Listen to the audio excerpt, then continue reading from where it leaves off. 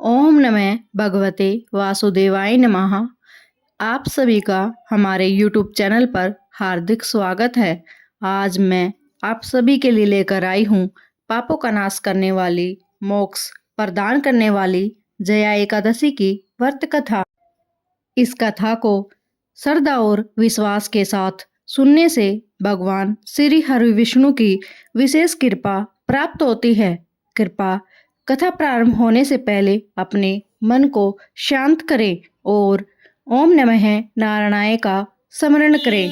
तो चलिए बिना समय गवाएं जया एकादशी की पावन कथा का आरंभ करते हैं। जया एकादशी माघ मास के शुक्ल पक्ष में आती है। एक बार भगवान विष्णु बोले, हे अर्जुन, माघ मास की शुक्ल पक्ष एकादशी का नाम जया है। इस एकादशी के व्रत से मनुष्य भूत प्रेत पिशाच आदि की योनि से छूट जाता है। अतः इस एकादशी के व्रत को विधि पूर्वक करना चाहिए।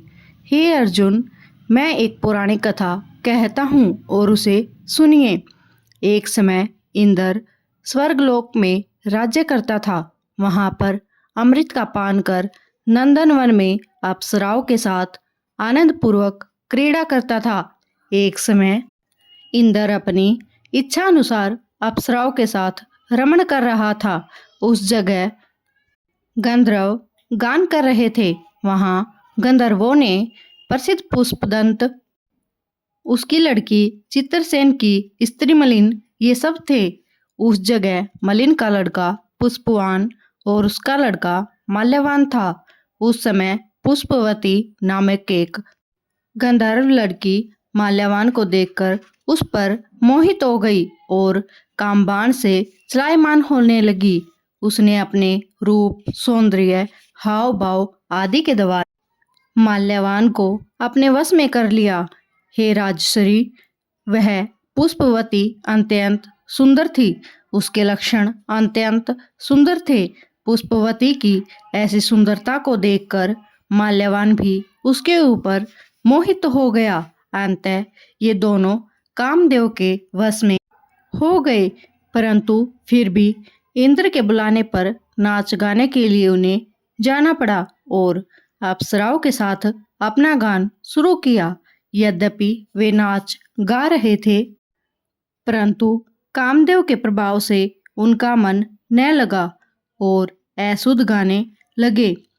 उनकी भाव भरगंडियों को देखकर इंद्र ने उन्हें प्रेम को समझ लिया और सांप दे दिया कि मेरी आज्ञा का उल्लंघन करने वाले मूर्खों, तुमने मेरा अपमान किया, इसलिए तुम स्त्री पुरुष के रूप में मर्त्युलोक में जाकर पिशाच का रूप धारण करो और अपना कर्म फल भोगो।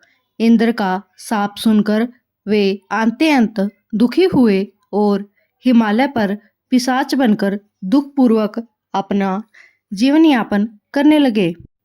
उन्हें गंध, रस, स्पर्श आदि का कुछ ज्ञान नहीं था। उन्हें उस जगह महान दुख मिल रहे थे। रात दिन में उन्हें एक क्षण भी निंद्रा नहीं आती थी। उस स्थान पर अत्यंत सर्दी थी, जिसके कारण उनके रोमांच खड़े हो गए। उनके दांत भी सर्दी से कटकटा रहे थे।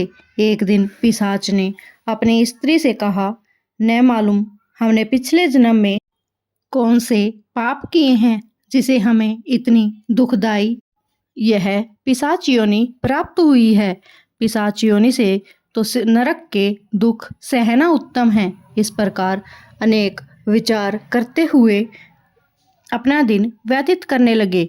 देवयोग से एक दिन माघ मास के शुक्ल पक्ष की जया नाम की एकादशी आई।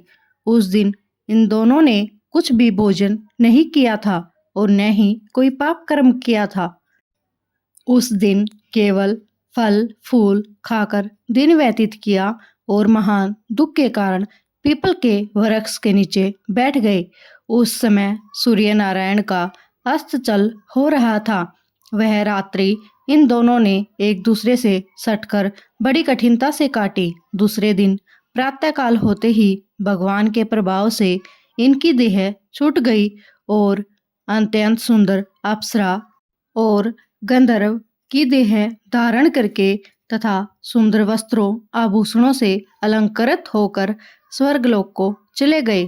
उस समय आकाश में देवगण गंधर्व उनकी स्तुति करने लगे। नागलोक में जाकर इन दोनों ने देवराज इंद्र को प्रणाम किया। इंद्र भी इनका अपने प्रथम रूप में देखकर महान आश्चर्य हुआ और उनसे पूछने लगे कि तुमने अपनी पिशाच देह से किस प्रकार छुटकारा पाया, सो सब कहो। इस पर माल्यवान बोले कि हे देवेंद्र, भगवान विष्णु के प्रभाव तथा जया एकादशी के व्रत के पुण्य से हमारी पिशाच योनि छूटी है।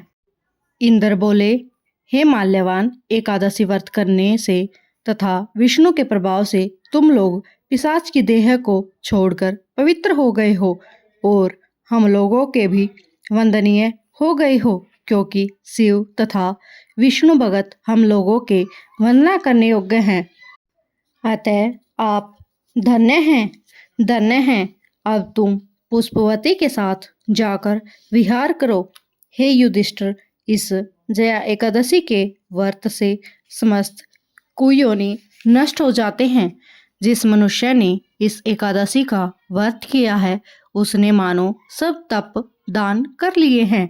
जो मनुष्य भक्ति पूर्वक जया एकादशी का व्रत करते हैं वे अवश्य ही सहस्त्र वर्ष तक स्वर्गों में निवास करते हैं। इस प्रकार श्रद्धालुओं जया एकादशी व्रत की कथा संपूर्ण हुई। जो भी भगत श्रद्धा और विश्वास के साथ इस कथा को सुनता है उसके समस्त पाप नष्ट हो जाते हैं और भगवान श्री विष्णु की कृपा प्राप्त होती है। यदि आपको यह पावन कथा तो वीडियो को लाइक करें, अपने परिवार और मित्रों के साथ शेयर करें और ऐसी ही धार्मिक कथाओं के लिए हमारे चैनल को सब्सक्राइब करना न भूलें। कमेंट में जय श्री विष्णु लिखकर अपनी श्रद्धा अवश्य प्रकट करें। भगवान श्री हरि विष्णु आप सभी पर अपनी कृपा बनाए रखे। जय श्री विष्णु, जय ओम तत्सत।